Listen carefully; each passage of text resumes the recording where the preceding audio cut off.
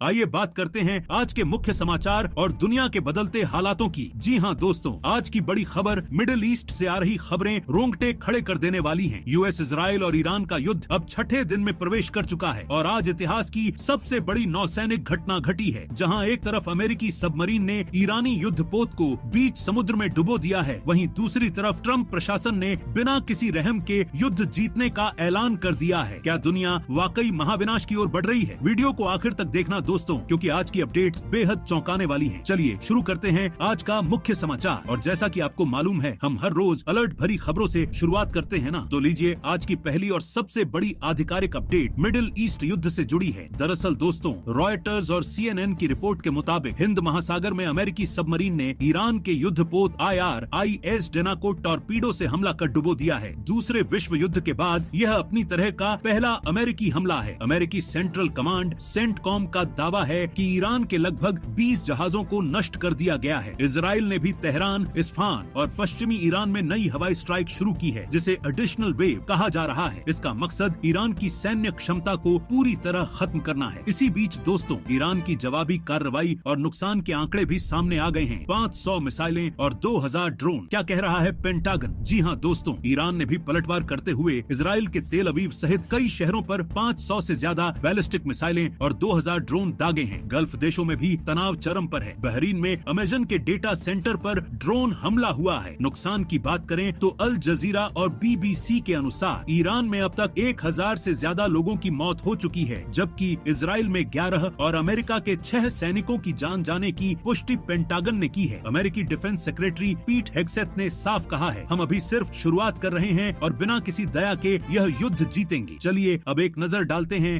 Ukraine और Sudan के मोर्चे पर क्या चल रहा है। यूक्रेन का पलटवार और सूडान में नया संकट। इधर रूस यूक्रेन युद्ध में एक नई हलचल दिखी है। ISW की रिपोर्ट के मुताबिक 2023 के बाद पहली बार यूक्रेन ने अपनी खोई हुई जमीन वापस पाने में बड़ी सफलता हासिल की है। राष्ट्रपति जेलेंस्की ने दावा किया है कि 2026 में अब तक 460 वर्ग किलोमीटर इलाका रूस के कब्जे से छुड़ा लिया गया है। हालांकि मिडिल ईस्ट युद्ध की वजह से यूक्रेन को मिलने वाली अमेरिकी सैन्य मदद पर असर पड़ने की आशंका जताई जा रही है। वहीं सूडान से खबर है कि वहां की सरकार ने इथियोपिया पर सीधे हमले का आरोप लगाया है, जिससे यह गृह युद्ध अब अंतर्राष्ट्रीय स्तर पर फैलने का खतरा बन गया है। संयुक्त राष्ट्र UN ने वहां नरसंहार जैसी स्थिति की चेतावनी दी है। इसी बीच देखिए भारत पर इसका क्या असर पड़ने वाला है। पेट्रोल, डीजल और बाजार का क्या होगा? दोस्तों, इस भीषण युद्ध का सीधा असर भारत पर भी पड़ रहा है। कच्चे तेल की सप्लाई बाधित होने की आशंका से तेल की कीमतें, ऑयल प्राइसेस तेजी से बढ़ रही हैं और ग्लोबल मार्केट धड़ाम हो गया है। खाड़ी देशों में रहने वाले भारतीयों को सतर्क रहने और सुरक्षित स्थानों पर रहने की सलाह दी गई है। तो दोस्तों, ये थी आज की अंतर्राष्ट्रीय युद्धों की पूरी और सटीक रिपोर्ट। हालात पल पल बदल रहे हैं। अब आप मुझे कमेंट करके बताइए कि क्या आपको लगता है कि अमेरिका और इजराइल का यह आक्रामक रुख सही है? अपनी राय कमेंट में जरूर दें। सच्ची और सटीक जानकारी के लिए जुड़े रहिए हमारे साथ। वीडियो को लाइक और शेयर जरूर करना।